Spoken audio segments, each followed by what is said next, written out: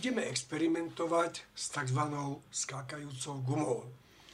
Je to takýto klobúčik gumený, pomerne pružnej gumy, ktorý sa dá takto prevrátiť, prípadne vrátiť naspäť. Prevrátiť, vrátiť naspäť.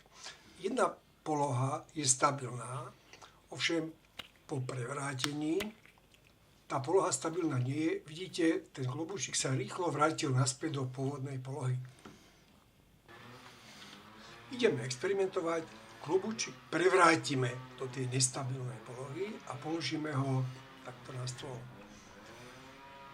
Pri návrate do stabilnej polohy sa udeje, pozrime sa čo, klobúčik pomerne vysoko sa odrazí od stola a vyskočí. Pozrime sa na to spomalene ešte raz. Merateľné parametre pri tomto experimente sú hmotnosť celého telesa. Takže pozrime sa, hmotnosť celého klobúčika je 11,37 gramu.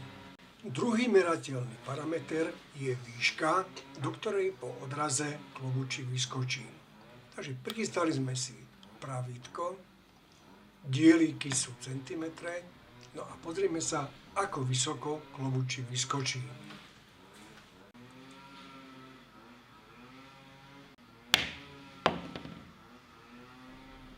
Spomalený záznam nám ukáže približne 65 cm.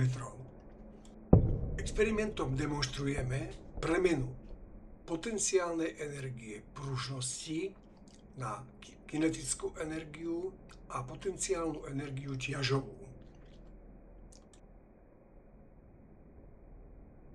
V nasledujúcom videu Skákajúca guma a umelá inteligencia vám ukážeme, ako sme využili umelú inteligenciu pri riešení tohto experimentu.